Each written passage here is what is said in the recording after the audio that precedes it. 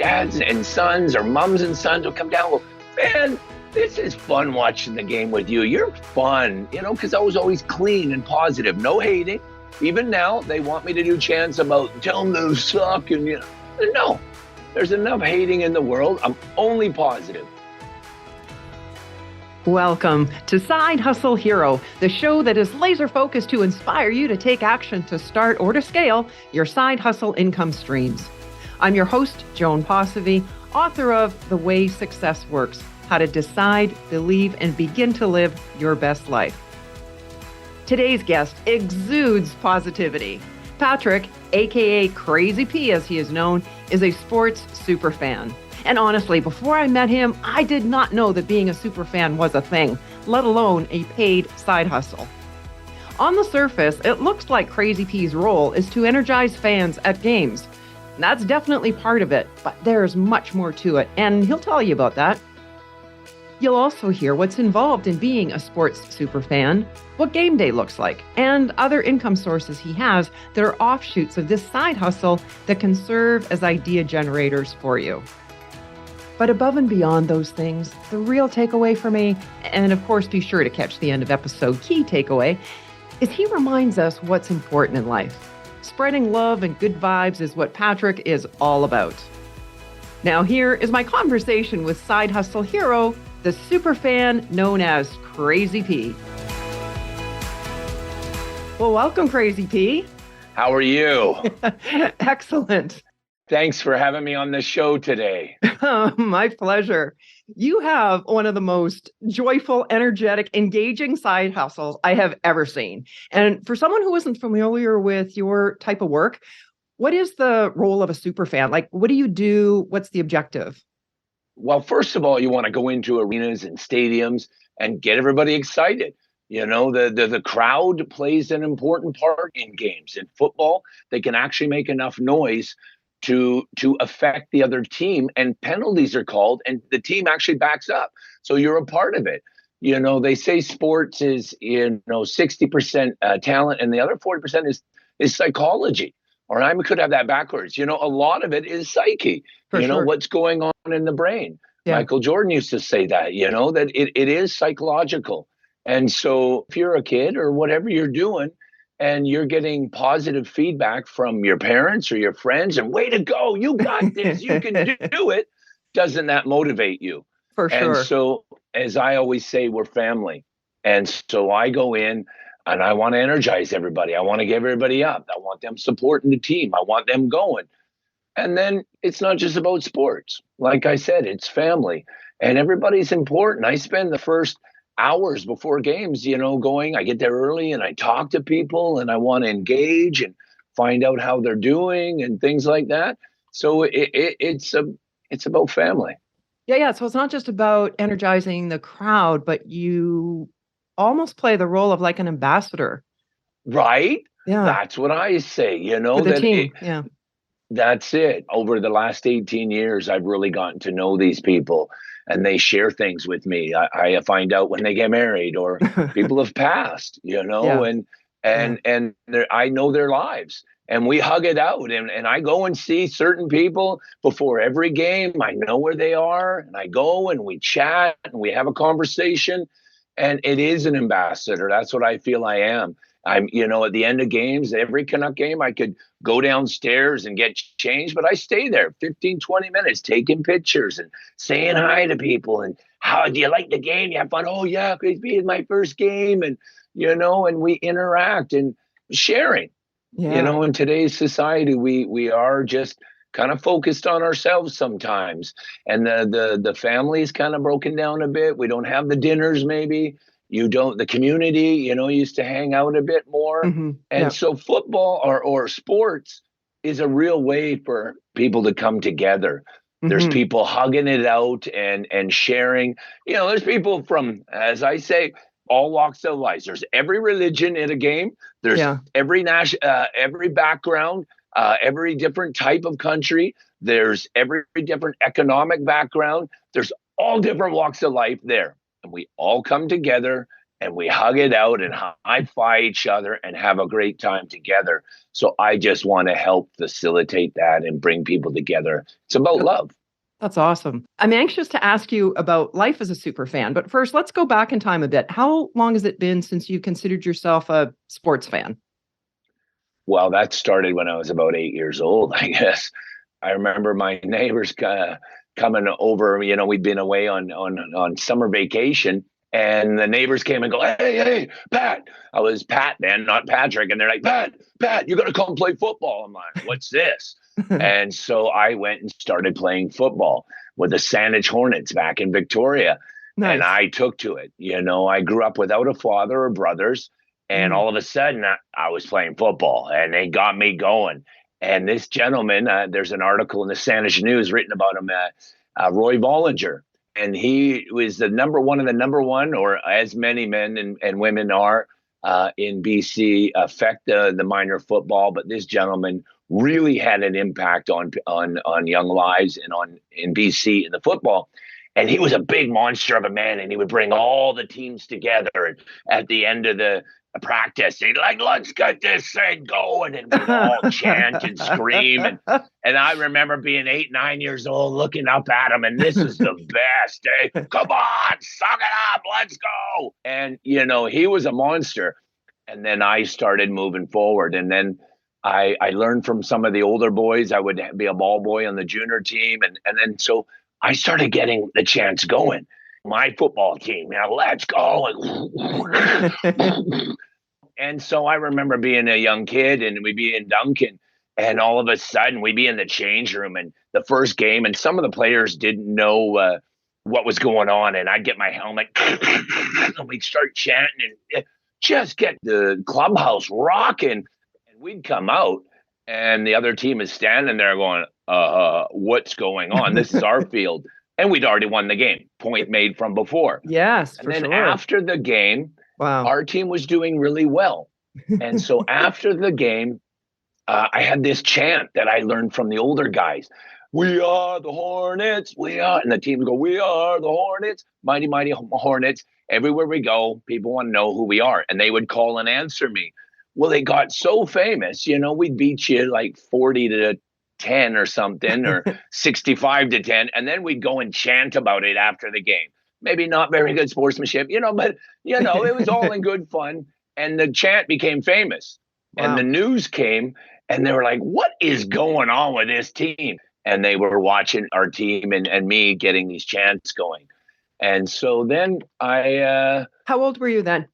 Probably 10 or 12. Okay. You know, I got those teams rocking, and our team did very well. That I think it was a junior bantam team then. Okay. And it was motivating, and it gave me a sense of belonging. It gave, you know, a little excitement, you know, that I could do this. And then to go to Crazy P, I would go to basketball games with the Grizzlies. And I would be there, and I'd be having fun. I'd be like, "Oh, come on, ref! You know, they're all over Sharif. Come on, they're all over Sharif." And then dads and sons, or mums and sons, would come down and go, "Man, this is fun watching the game with you. You're fun, you know," because I was always clean and positive, no hating. Yeah. Even now, they want me to do chants about tell them to suck, and you know, no, there's enough hating in the world. I'm only positive. And, awesome. You know, we can talk about the other teams and how I encourage them and want them to be a part of it. But on this side, you know, I was having fun at Grizzlies games. And then I remember a Canuck game where they're in the playoffs and Jovo was in the penalty box. I was going to say, so for our listeners who don't live in your city, that's a National Hockey League team. Yes. This is the NHL and the Vancouver Canucks. And we're in the playoffs against Calgary. Our defenseman was in the penalty box. So at the end of a hockey game, you want to pull your goalie and get some extra attackers on. Yep. But we had a guy in the penalty box. So it looked really bad. So we pulled the goalie. And I remember the guy skating down and around our net to go down to the other end. And I stood up in the whole arena, under a minute to go. And I stood up and I yelled, I believe. And would you know it, he goes down and scores. Wow. Well, obviously, I don't have the puck on my stick, but the psychology of it all in sports, people lined up to high-five me. I swear, in the intermission, they were all, oh, you did it. But it's believing. being together. And so then I was like, wow, At what point or at what age did you transition from actually playing sports yourself and revving up the team you're with to actually going to other games and well, that was 18 years ago now. Okay. 18 years ago. And then so after that in the hockey game, I started to think, I was at Lions games, it's kind of quiet a bit. And there used to be an old gentleman called Crazy George many years ago in the 70s, ripped cut off shorts and crazy hair. And he really got the Lions going. And I thought about it. And I thought, you know what? I think I can do this. I want to do that. And some of my friends said, oh, yeah, you can do it. No problem. Others said, no way, forget it. So I got a meeting with Jen Graham of the BC Lions. And I got in there and I said, hey, I love sports. I love people. I love my family. I'm a comedian. I've done improv. I want to get in here and do like the old Crazy George used to.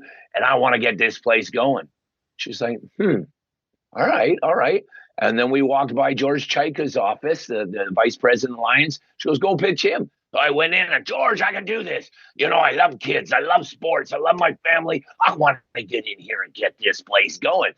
And he says, all right, we'll give you a shot. And so I went that day and bought a drum at a pawn shop. And then I went to my first game and started hanging out and figuring it out. And that was 18 years ago. What gave you the idea that you could be compensated for the work that you were doing with the crowds? Is that something that you knew that Crazy George was doing before? Or because I'd never heard of this before. I was passionate about this. I wanted to do it. I wanted to give of myself. People say, where does it come from, Crazy P? And I said, my mother. She loved everybody unconditionally. And I'm just handing out love. Who wants some love? Hey, you do. Here, I got it. And so that will come. You find something you're passionate about. And I wasn't worried about that. There is some compensation now from, certain teams. And I do benefit from it or can make a living. I waiter. But the Canucks, and now I take 6 months off. But it's about the passion. It's about the people. Well, I noticed that your sports jerseys all have number 44. Why is that? That was my number of football. Really? That was my number growing up was 44, my lucky number. It sounds perfect. Well, what does game day look like for you? How do you prepare? It's quite a long day, actually. Okay. I try and get enough sleep the night before, and it's down to a science, actually. I'll go over it. I bet. I cook my potatoes or my yams the night before, and my bacon or sausage, or if I'm having a steak or something, I will cook that the night before because time is valuable on that day. Mm-hmm. And so I wake up and straight to the kitchen, turn on the burner. I put the yams in the frying pan, the toaster oven, the protein goes in there. I cut my avocado, I cut my tomato, get everything cooking.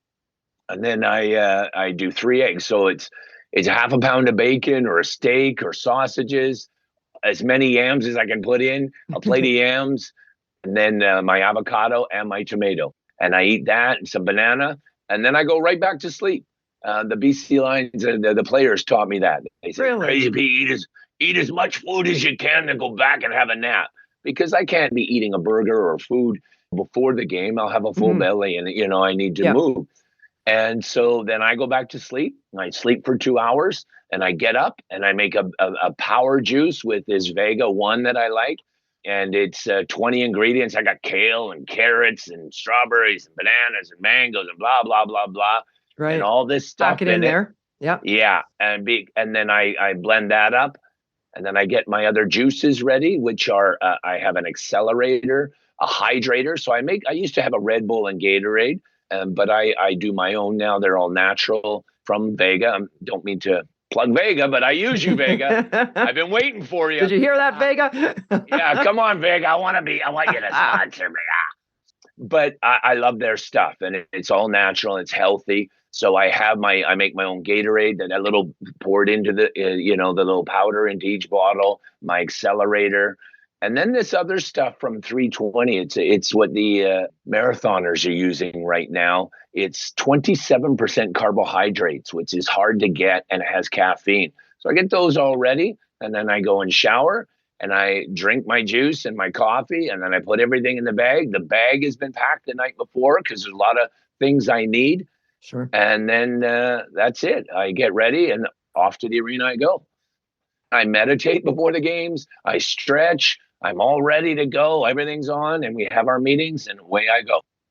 Well, I've seen clips of you in action, Crazy P. You are energetic, to say the least. Do you, in addition to the routine that you described, do you hit the gym to keep yourself in shape? Do you do daily cardio, or maybe just being at the games and doing what you do is enough? I try and keep fit. I'm 54 years old, and I'm, I keep fit. I like to swim. I like to run and that. But during the season, I think, on my days off, I should go for a run. I'm like, I think I need to sleep. Right? I do. And I like to monitor what I put in my body. And I think that's a real key. But during these games, like at a Canuck game, I will go up first period, but I go downstairs. I have to change my t-shirts completely drenched. I change my socks, my sweatbands, everything, dry off. And then a new set of clothes goes on. If I had 3 jerseys, I would change all 3, but I'm completely drenched. So, I'm working hard. I would like to see. I wore a Fitbit once and fried it at a Lions game. It couldn't keep up with me. So again, for our listeners, BC Lions is football, and so you are currently engaged as a super fan for hockey and football. Is that correct? Yeah, I do the Vancouver Canucks in the NHL. I do the BC Lions for the CFL, and I'm also out at UBC. The University of British Columbia. I do football out there. I do women's soccer. I do hockey. Nice. I do basketball. I do a lot. I also do Handsworth, is a high school in North Vancouver. Okay. That they have a no regrets basketball tournament for Quinn Keese. He's a young man that passed away at graduation, was hit by a car. Wow. Getting out of a car. It wasn't even tragic drinking or driving anything. It was just he just got out of the wrong side. And so his mom and his sister have this basketball tournament, and I go and do that every year. Sometimes I'll do other events. The Olympics, 2010 Winter Olympics was here. And I was like, man, I got to get in there. How am I going to get in? I got to get in here. I'm like, I know people at CTV. I know people at the Hockey Canada. How do I get in here? Yeah. And then I'm like, oh. And then all of a sudden one day I got a phone call. Hi, my name is David C. Jones. I'm from the Olympic Entertainment Committee. We've been looking for you. I'm like, what? And so I had a meeting, and I, showed them and told them who I was. And they said, okay, Crazy, let's do this. And so I was fortunate enough to do the 2010 Winter Olympics and the Paralympics games. That for a super fan, for anyone, athletes will say the Olympics is kind of the top, rung on their ladder. You may win Grey Cups or Stanley Cups, but winning a gold medal, that was, I could talk a whole podcast on that. It was unbelievable. And what sports did you work there? Hockey. I did 95% of the hockey games. Yeah. Sometimes I was doing 2 and 3 hockey games in a day. I would sleep in the dressing room and they'd come wake me up. Crazy, come on, it's next. Okay, let's go. Was that just for Team Canada, or was that for other teams as well?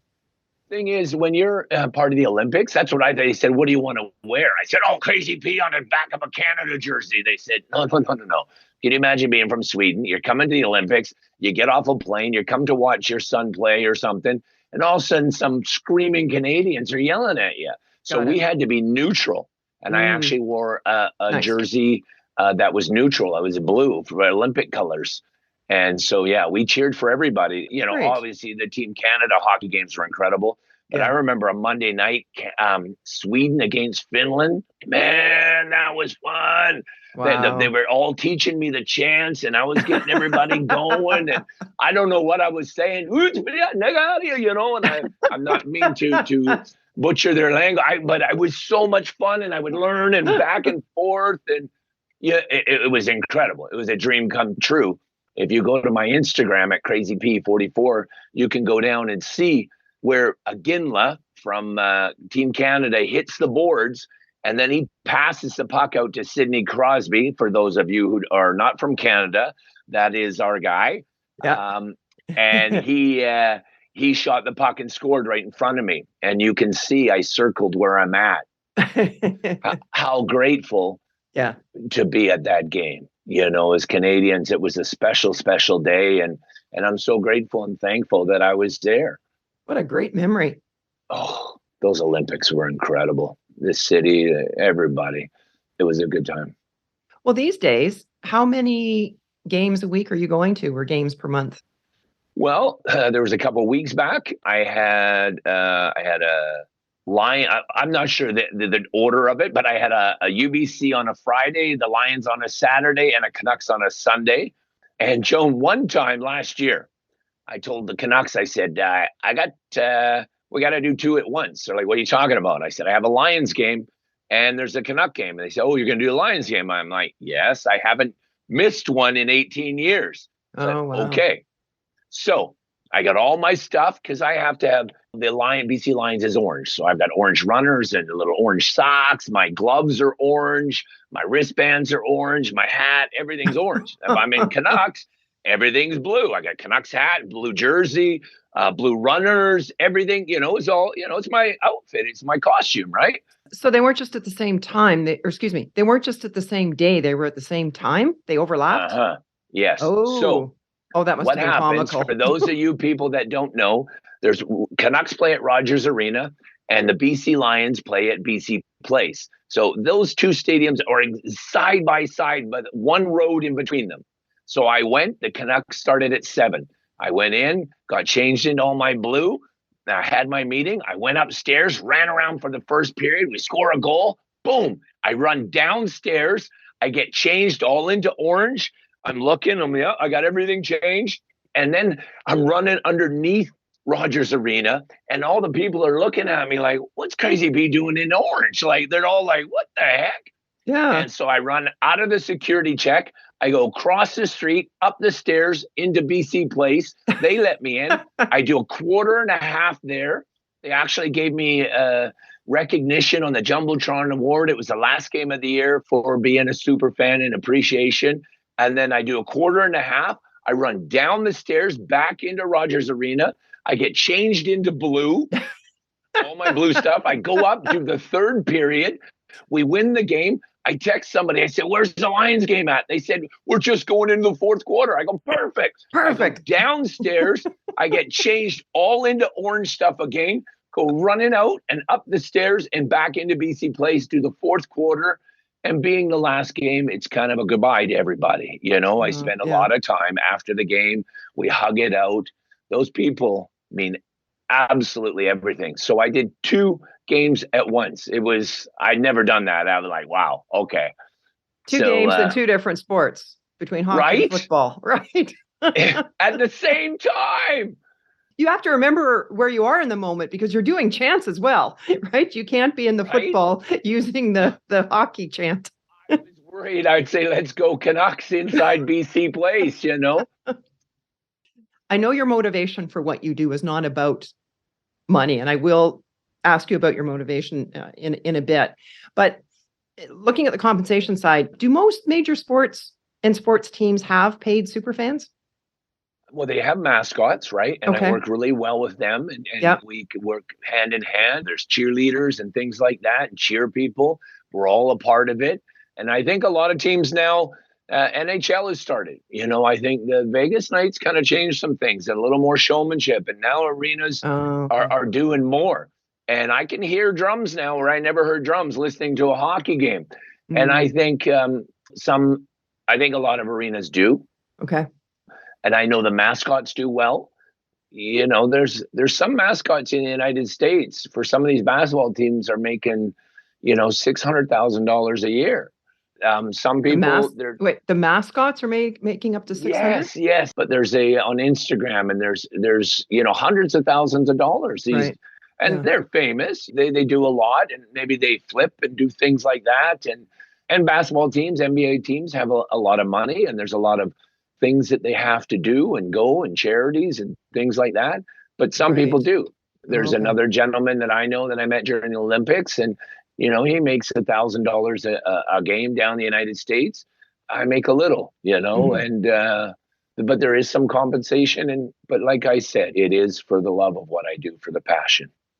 And I would imagine that that could be part of the pitch to the team management, that the role would extend beyond only being at the game, but Yeah. being almost like an ambassador for them throughout the community and showing up at events and promotions and that type of thing. Yeah, a lot of the mascots do that. Okay. I want more. I'm always asking for more. I'm trying to get involved with the Canucks Autistic Network and some other things. I want to do more. I want to be out there. Everyone's busy, and that's also for me to get motivated to do these things, to push, and I want to do this. I want to. Yeah. This is my heart. It's in your blood. Yeah. I understand you've added another income source for Crazy P, and that's through the platform called Memo Me. How does that work? Well, Memo Me is a video app, I guess, or there's another one called Cameo, but this Memo Me is, say you have a celebrity or a sports star that you really like, eh? Say your husband or your wife or some of your kids, they really love Sidney Crosby or Beckham or Clint Eastwood. So they send into Memo and they say, oh, Patrick Crazy P really loves Clint Eastwood. He's a super fan. He really quotes you all the time. He really loves you, blah, blah, blah. And you give him details. And so then they send that to me, or they would send that to Clint Eastwood.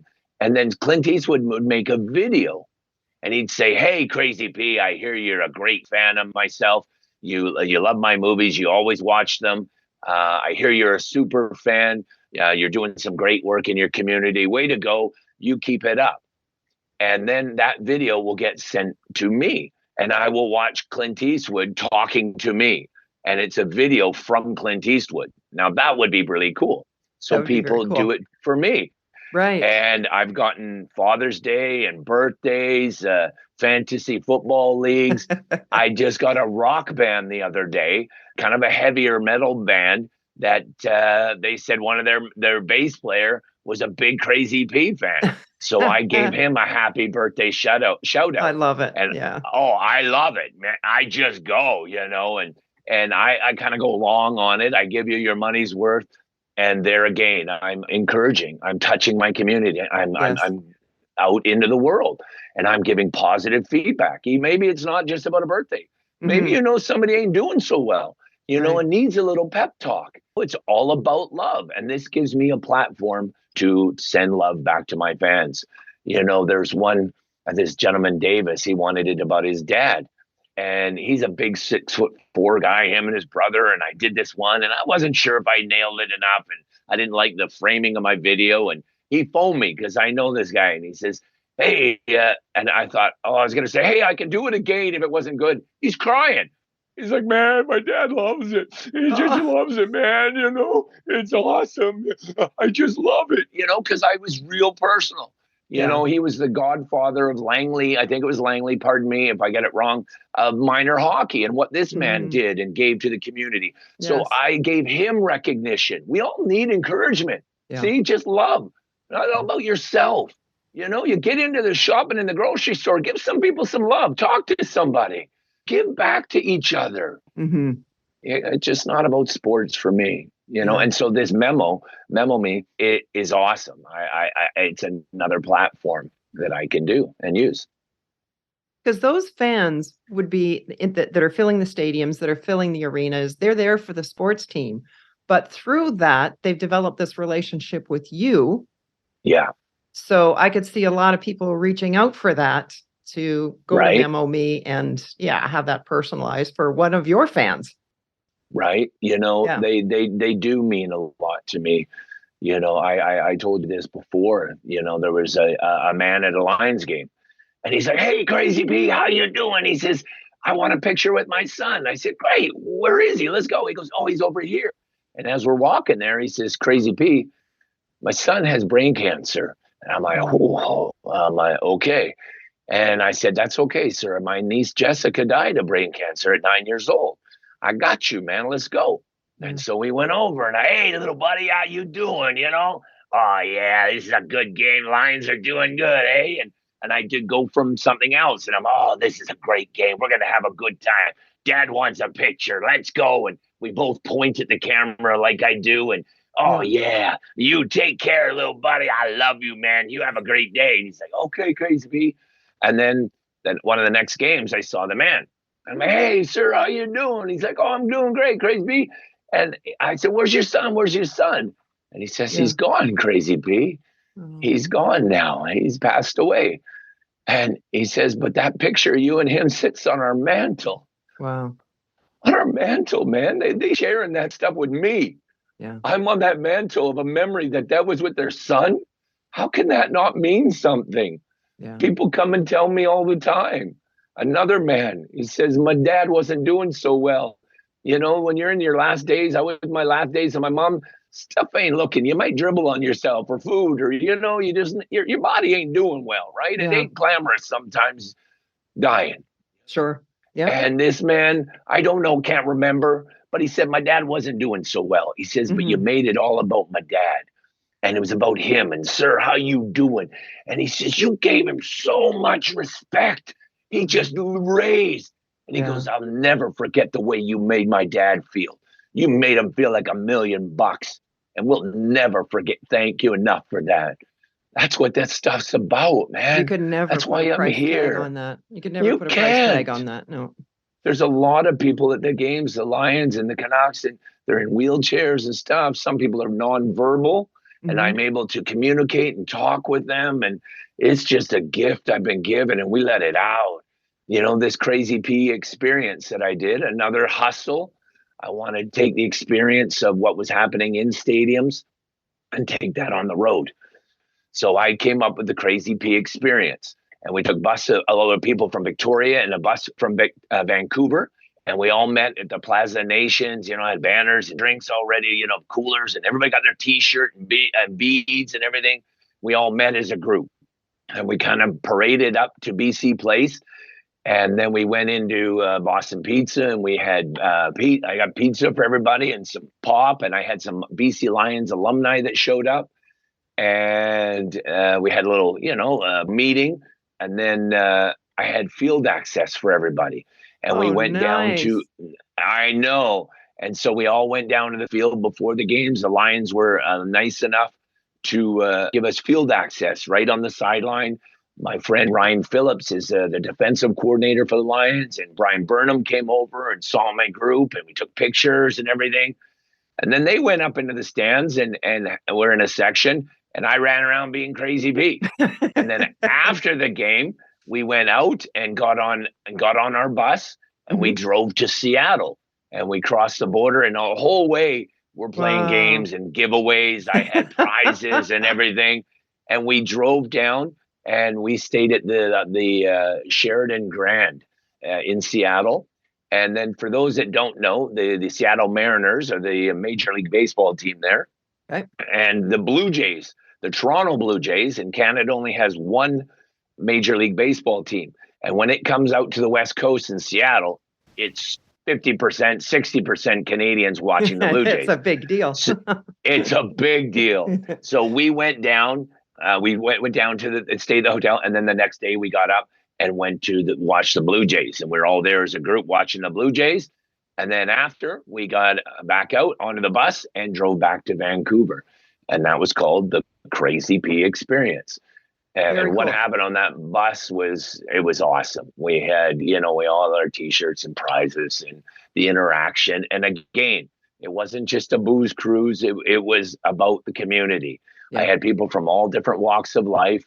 I was trying to sell it to everybody. And, you know, it's expensive, right? $700, you know, that's I see. You know, I thought you were going to say expensive to like put together to coordinate. Are you talking two separate experiences, like the football one and the baseball one, or this was all together? That was all together as one. Got it. Okay. So they were with us for 2 days and one night. That sounds like a pretty good deal, Crazy P, for $700 to get both games plus access that they wouldn't get on their own. What an energy there. How many people were on the bus? Well, we had 32 going down. And then my friend Neil Chark, he's a gentleman at Global Uniglobe Travel. And I work with Neil. And he had people that went to 2 baseball games. And then, so I brought my people from the football game, and then we had, 32 going down, and we brought 44 coming back. It was kind of funny, eh? 44? I was just going to say 44. Right? Did that $700, and that was probably 700 Canadian. Yeah. Yeah. So that's about $550 US right now. Did that include ticket, like admission for the game as well? Yeah. Well, you got both tickets to the games. Well, I'm wondering if there was some people that really wanted to see the football game or really wanted to see the baseball game, but weren't fans of both.